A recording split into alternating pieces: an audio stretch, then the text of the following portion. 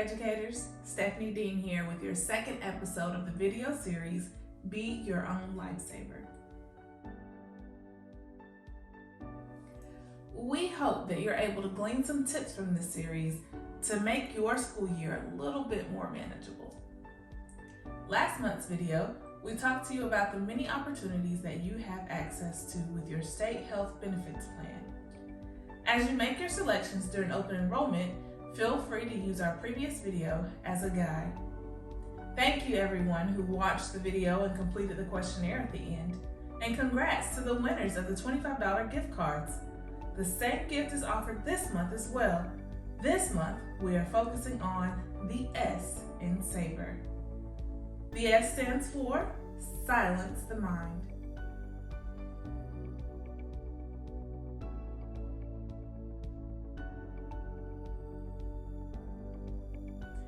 At this point in the school year, you're counting down the days until both Thanksgiving break and Christmas break, as you're wondering how in the world you're gonna make it another 6 months. And this year specifically is the worst you've ever experienced this feeling. But don't panic. You're not alone. You can do this. Try applying Lifesaver number 1, Silence the Mind. You talk to kids all day, co-workers all day, parents, not to mention walking into the teacher's lounge where everyone is involved in chatter about what's going on around the school, which, by the way, try to stay away from the gossip. It overwhelms you even more. Nevertheless, this is a lot of social interaction in one day, not to mention IEP meetings, conferences, collaborative planning meetings, etc. So, here is tip number 1 on silencing the mind. To prevent yourself from being socially overwhelmed, debrief on your way home. Positive self-talk, either out loud or inwardly. Get it out so that you don't have to bring it up again. Then when you get home, try sitting in silence for 10 to 20 minutes. Turn your brain off. Tip number 2. Once you walk through the entryway of your home, you have entered the no work zone. Give it a try. Stop taking work home.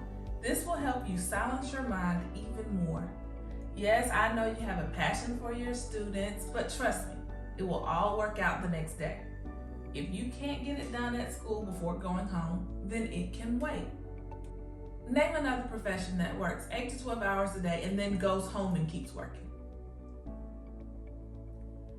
If we give too much of ourselves to our job, then what do we have left to give to ourselves? Tip number 3.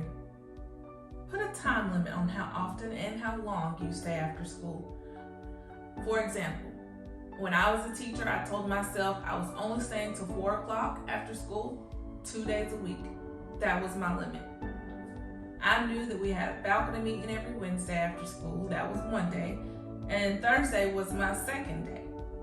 I chose Thursday because every Thursday during planning, I met with my co-teachers from SPED and ESOL, and we derived a skeleton of our lesson plans. And then Thursday after school, while it was still fresh on my brain, I typed my lesson plans up and used plastic bins to prepare all of the materials that I would need for each lesson in that following week.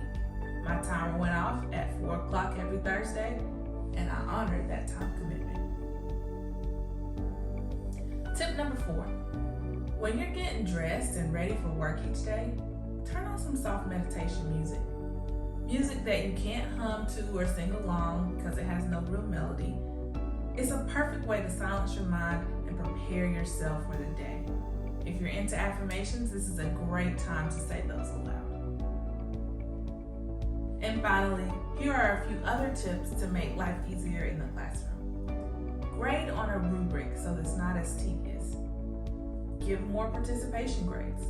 Try using Kahoot, Nearpod, Edpuzzle, Quizlet, Study Island, and Quizzes more, as they all offer grades that you don't have to grade yourself. That's it. Thank you so much for tuning in. And don't forget to click the link in the description to complete the questionnaire. Hang in there. See you next time.